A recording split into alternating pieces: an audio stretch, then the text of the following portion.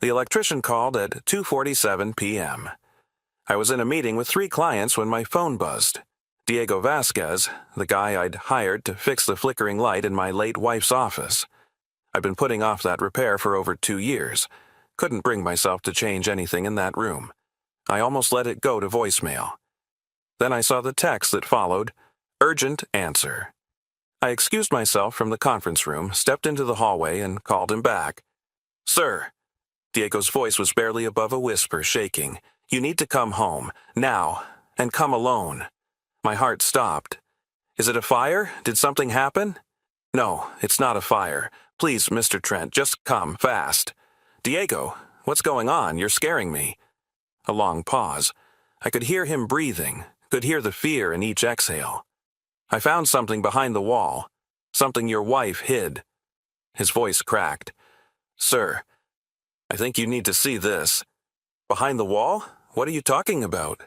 "Please, just come. I don't want to say more on the phone. I don't know who. Just come, alone." The line went dead. I stood in that hallway for a long moment, phone pressed against my ear, listening to silence. My wife had been dead for over 2 years. She had died in a car accident, brake failure on a mountain road. I had buried her, mourned her, tried to rebuild a life for our 2 children, and now an electrician was telling me she had hidden something behind a wall. I grabbed my jacket, told my assistant I had a family emergency, and drove home faster than I'd ever driven in my life. The house was quiet when I arrived. Too quiet. Diego's van was still in the driveway. The front door was unlocked. I stepped inside, calling his name. "Up here." His voice came from the second floor, from Elaine's office. I climbed the stairs 2 at a time.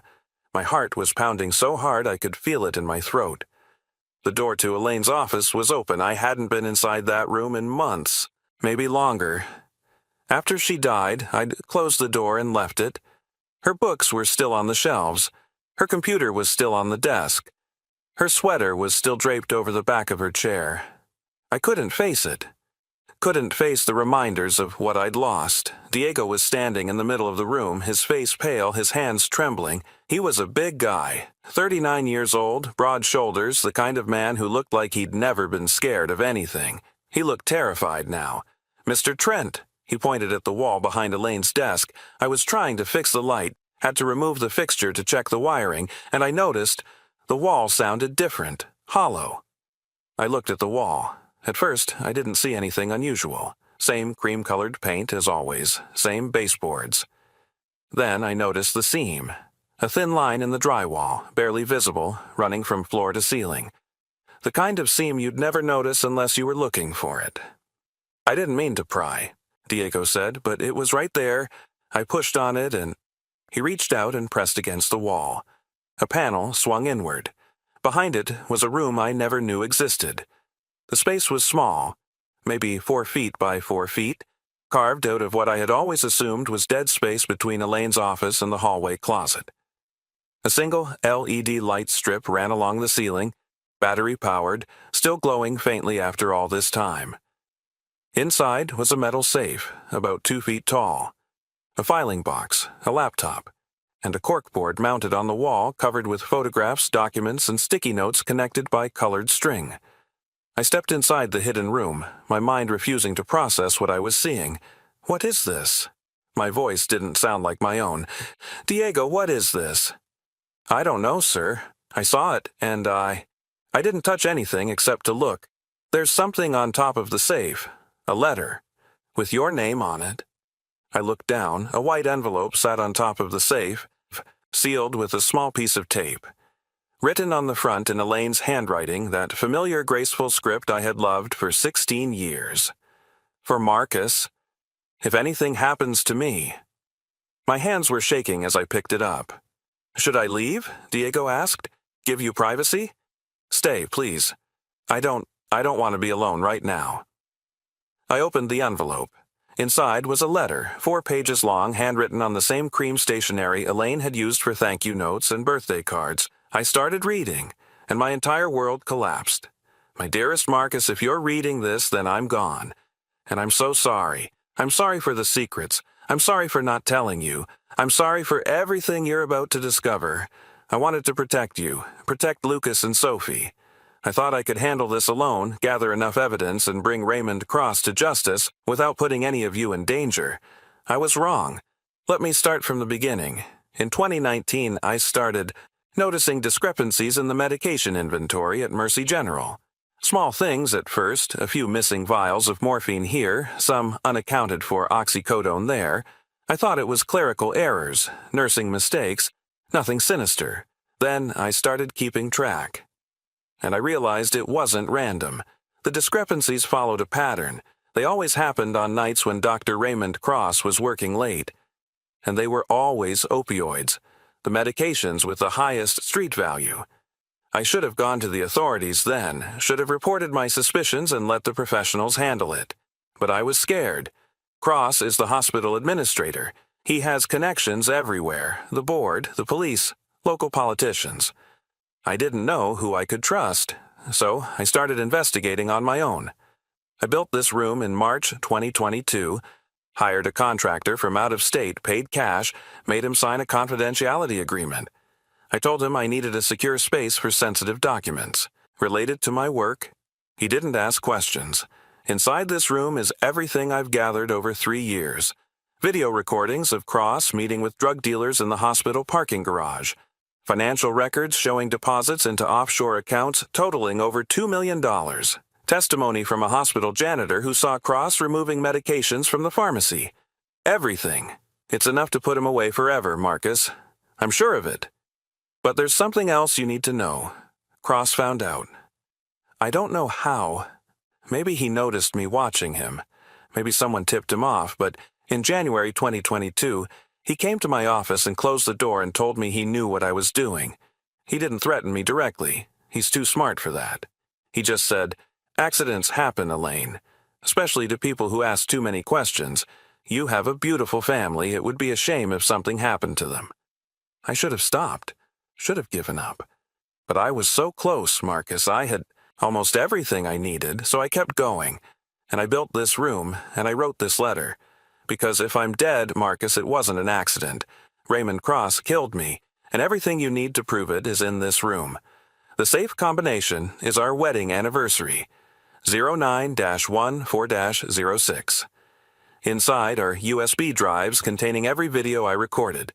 The filing box has all the documents, financial records, schedules, photographs. The laptop has backups of everything plus my notes and analysis. Take it to the FBI. Not the local police. Cross has friends there. The FBI field office in Boston. Ask for an agent named Sarah Chen. She's an old college friend. She'll know what to do. Please, my love, get justice for me, for all the patients who suffered because of Cross's greed, for all the families destroyed by the opioids he put on the streets, and then live fully, be happy again, find love again. Our children need a father who isn't consumed by grief.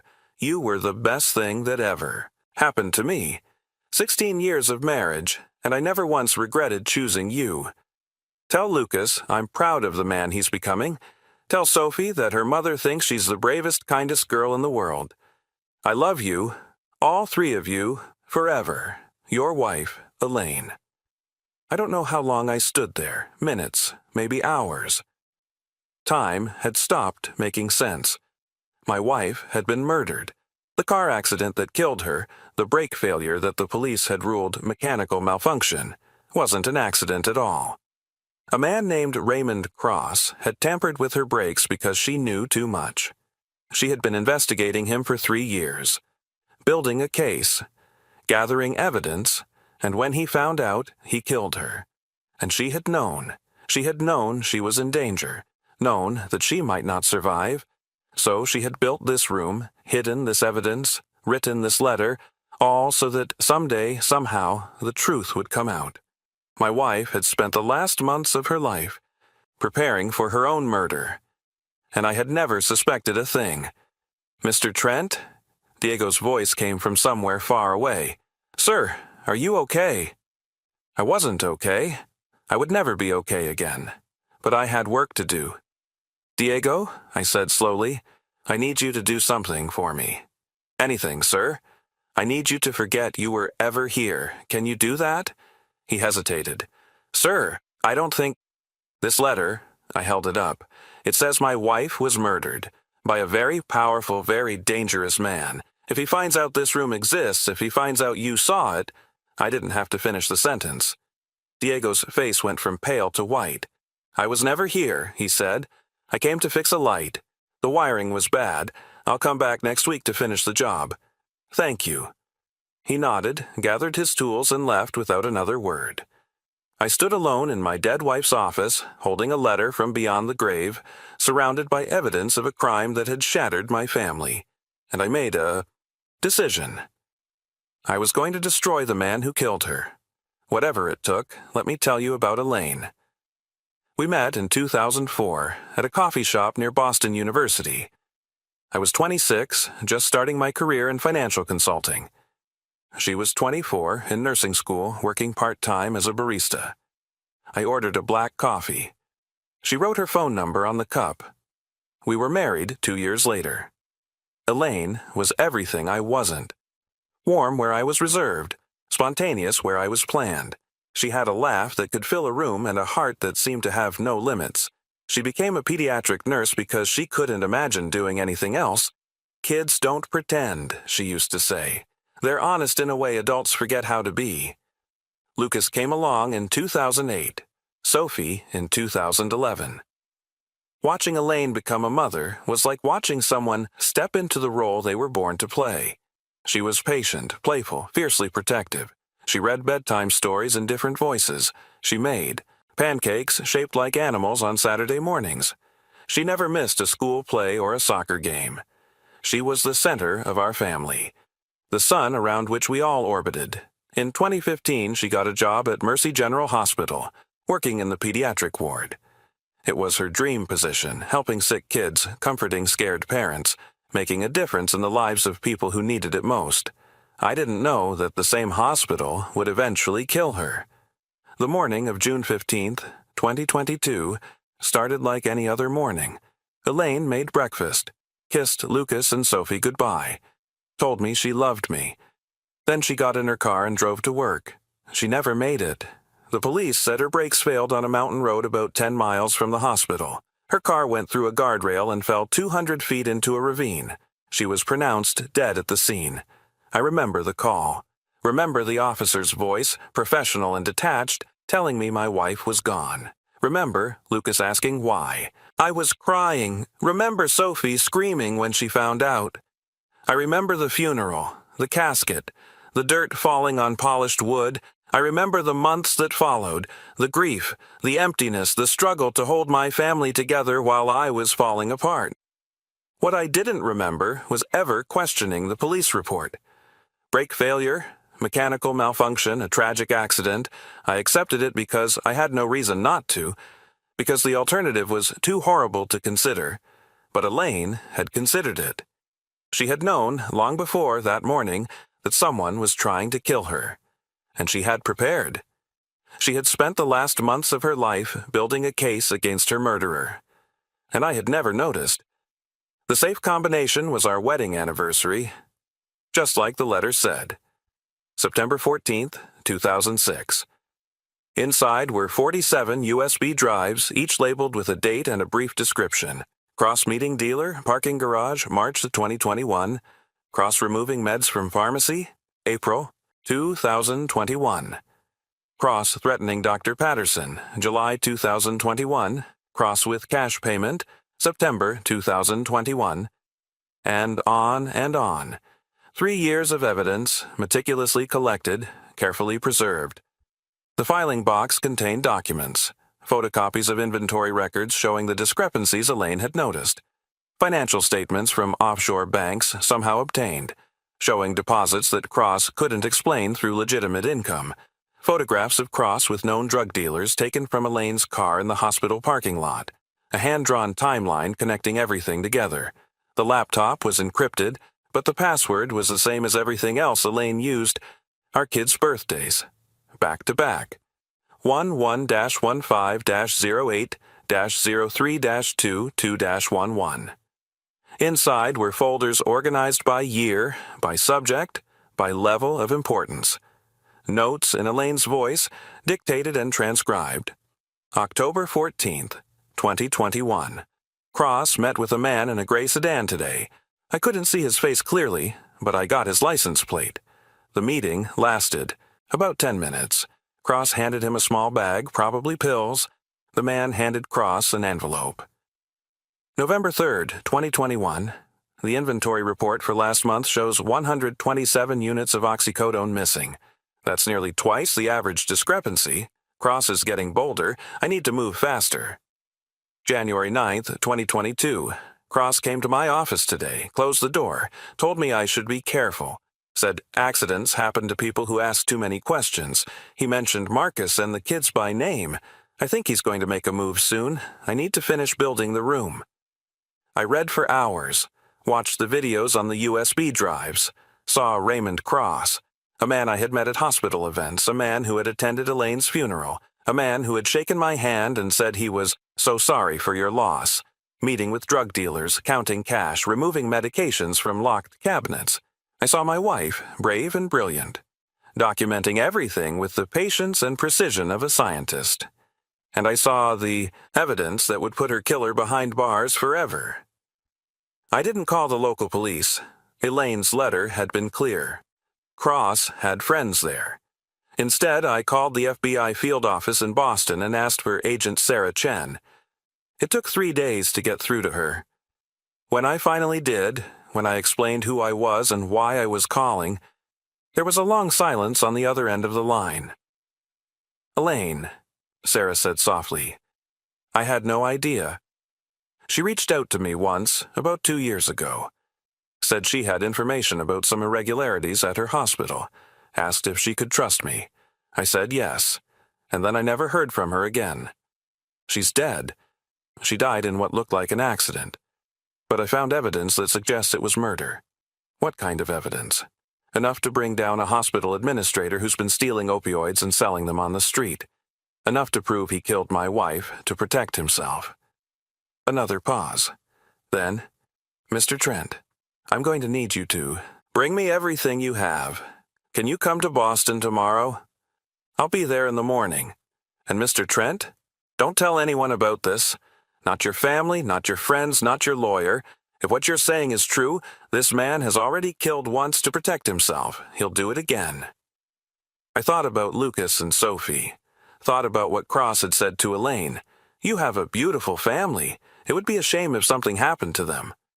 I understand. Good. I'll see you tomorrow. I hung up, packed the USB drives, the documents, the laptop into a duffel bag, and I drove to Boston. The FBI took the case seriously. More seriously than I had expected. Agent Chen assembled a task force within a week. They analyzed the videos, verified the documents, traced the financial records. They interviewed the hospital janitor who Elaine had mentioned in her notes, a man named Alberto Reyes, who had been fired shortly after Elaine's death on trumped-up charges. Alberto confirmed everything. He had seen Cross removing medications, had been too scared to report it, had been fired when Cross suspected he might talk. The task force also brought in forensic experts to examine what remained of Elaine's car. The vehicle had been in a police impound lot since the accident, scheduled for disposal. They got to it just in time. The brake lines had been cut, not failed, not malfunctioned, cut. With a tool that left distinctive marks that matched a multi-tool found in Raymond Cross's office during a subsequent search. The evidence was overwhelming. On November 12, 2024, Raymond Cross was arrested at Mercy General Hospital in front of dozens of witnesses. The charges: first-degree murder, drug trafficking, insurance fraud, and obstruction of justice. He tried to run. Didn't get far. 2 FBI agents tackled him before he reached the parking lot. I watched the arrest on the evening news, holding the letter Elaine had written 2.5 years ago. "We got him," I whispered to no one. "Elaine, we got him." The trial began in March 2025. I attended every day, sat in the front row of the gallery where Cross could see me, where he would have to face the husband of the woman he had murdered. The prosecution presented Elaine's evidence, all of it. The videos played on courtroom monitors showing Cross meeting with dealers, removing medications, counting cash. The financial records were displayed on charts and graphs showing $2.3 million in unexplained deposits. The testimony of Alberto Reyes described what he had witnessed. And then they played Elaine's voice. One of the USB drives contained an audio recording, a contingency in case something happened to her notes. In it, Elaine described everything: how she had discovered the theft, how she had built the case, how Cross had threatened her. "I know what I'm doing is dangerous," her voice said, clear and steady, "but I can't just look the other way. People are dying because of the opioids he's putting on the streets. Families are being destroyed, and he's getting rich off their suffering. I hope I'm wrong. I hope he's not as dangerous as I think he is, but if something happens to me, if you're listening to this because I'm gone, please know that I tried. I tried to do the right thing, and I'm not sorry. I cried, couldn't help it. The whole courtroom was silent, listening to my dead wife speak from beyond the grave. The defense tried to discredit the evidence, claimed Elaine had fabricated it, that she had a vendetta against Cross, that the brake lines could have been cut by anyone. Nobody believed them. The jury deliberated for 6 hours. Guilty on all counts. Raymond Cross was sentenced to life in prison without the possibility of parole. When the verdict was read, he turned and looked at me. His eyes were empty, defeated. I didn't say anything, just held up Elaine's letter so he could see it. The letter she had written, knowing he would probably kill her. The letter that had ultimately destroyed him. The aftermath was complicated. Mercy General Hospital underwent a complete investigation. Several administrators who had enabled Cross's operation were fired or arrested. Policies were rewritten, security protocols enhanced, oversight committees established. The opioids Cross had stolen and sold were traced through the distribution network. Dozens of dealers were arrested. The flow of pills that had been destroying families in 3 states was cut off at the source. And Elaine became a hero. Her story was covered by every major news outlet. Brave nurse gathers evidence against drug trafficker, solves her own murder from beyond the grave. They published her photo, told her story, celebrated her courage. She received a posthumous commendation from the FBI. The hospital renamed its pediatric ward in her honor. The Elaine Trent Pediatric Care Center. Lucas and Sophie had to learn the truth about their mother's death. I told them as gently as I could, in age-appropriate terms that would expand as they got older and could handle more. Mom was very brave, I told Sophie, who was 13 at the time. She found out someone was doing something very bad, and she tried to stop them. "Is that why she died?" Sophie asked. "Yes, sweetheart, that's why she died." "Was she scared?" I thought about Elaine's letter, about the months she had spent knowing she was in danger, building her case anyway, protecting us by keeping us in the dark. I think she was scared, but she did the right thing anyway.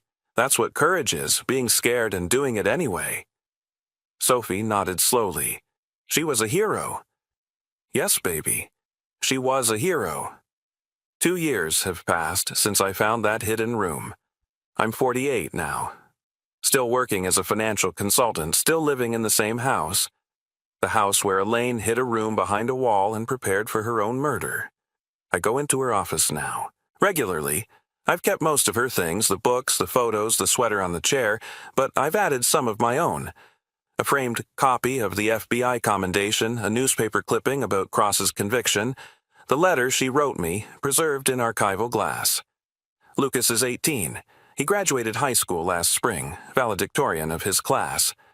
He's attending Boston University now, Elaine's alma mater, studying pre-law. He says he wants to be a prosecutor, wants to put criminals away like the one who killed his mother. I told him his mother would be proud. Sophie is 15, high school sophomore. She's quieter than Lucas, more introspective. She processes her grief differently, through art, through writing, through long walks by herself. She's working on a project for her English class, a biography of her mother, based on the notes and recordings Elaine left behind. I want people to know who she was, Sophie told me. Not just the hero who solved her own murder, but the mom, Sunday, it's a quiet spot on a hill. Sunday, it's a quiet spot on a hill overlooking a pond shaded by an old oak tree. The headstone reads, Elaine Marie Trent, 1980 to 2022. Beloved wife, mother, and hero. She did the right thing anyway. I bring flowers. Sometimes the kids come with me, sometimes I go alone. I talk to her, tell her about Lucas's classes, Sophie's art projects, the little moments of life she's missing. I tell her that Cross is rotting in prison, that the hospital named a wing after her, that the FBI still uses her case as a training example for how to build evidence against powerful criminals. I tell her that I miss her. Every day, every hour, every breath. But I don't tell her that I've stopped living, because I haven't.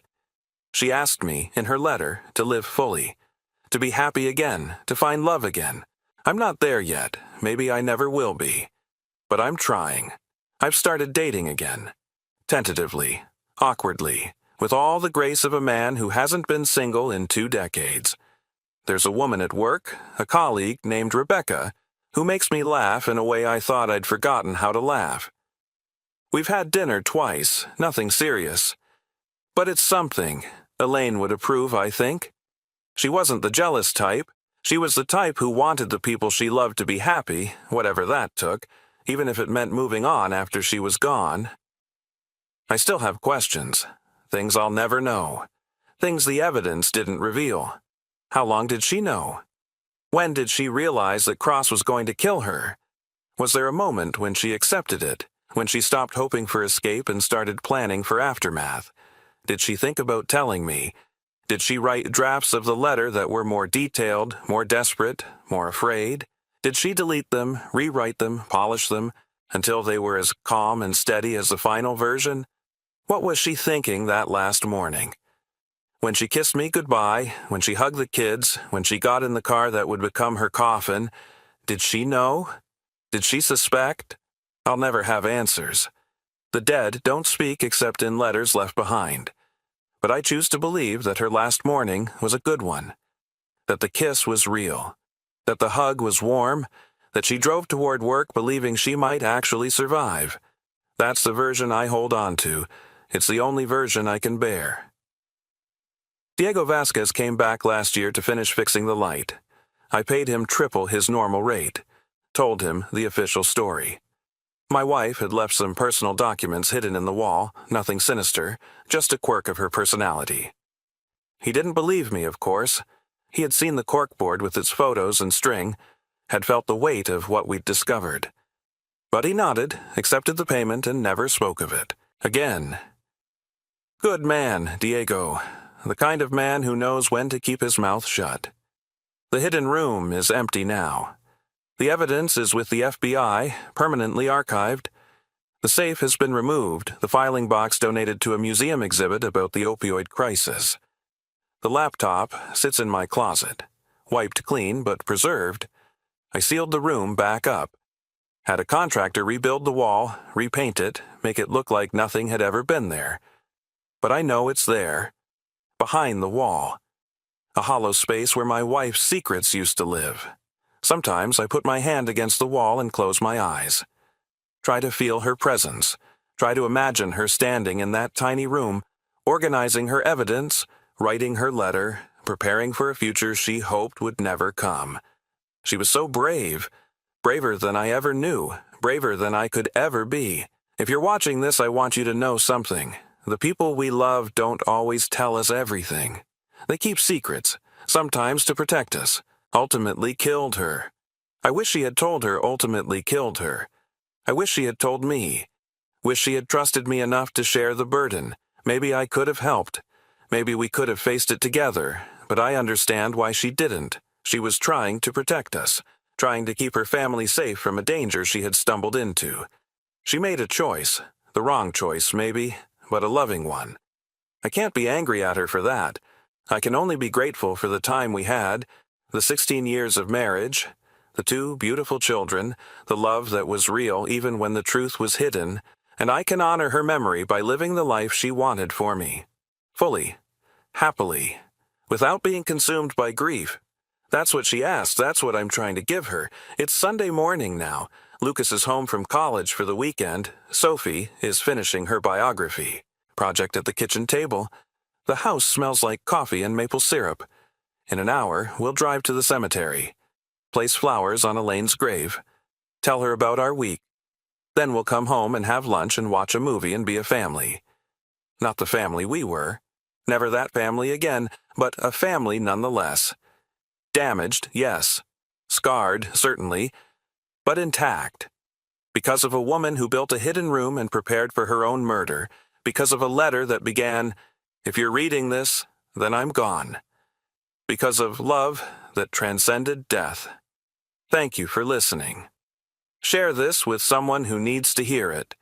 Someone who has lost a loved one and wonders what secrets they might have kept.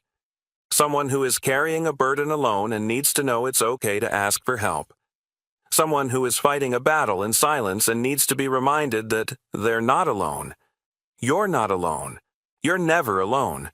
And the people who love you, they want to help. They want to share your burdens. They want to stand beside you, whatever you're facing. Let them, please, before it's too late. The light in Elaine's office doesn't flicker anymore. Diego fixed it. Replaced the wiring, installed a new fixture. The room is bright now, steady, warm. Sometimes I imagine it was her, the flickering, her way of reaching out after 2 years of silence, her way of saying, "Look closer, there's something you need to find." I don't really believe in ghosts. Don't believe the dead can communicate with the living through faulty electrical wiring. But I believe in love. And I believe that love sometimes finds a way. Elaine's love found a way. Through a hidden room and a letter and an electrician who noticed a seam in the wall. Her love reached across 2 years of death and brought a murderer to justice. Her love saved me, saved our family, gave us closure, understanding, peace. That's what love does. It endures, even when everything else falls apart. I'm standing at the window now, watching Lucas and Sophie load the car for our trip to the cemetery. Lucas is carrying the flowers. White roses, Elaine's favorite. Sophie is holding the letter, the one she wrote to her mother as part of her biography project. She wants to read it at the graveside. They're good kids. Strong kids. Kids who have been through hell and come out the other side. Their mother would be so proud. I grab my jacket, check my pocket for the letter I always carry. Elaine's letter, the one that started everything. Then I walk out the door to join my children. The sun is shining. The air is crisp and clean. And somewhere, I like to think, Elaine is watching. Proud of the man I've become. Proud of the family we've raised. At peace, at last. We got him, Elaine. We got him. Rest now. You've earned it.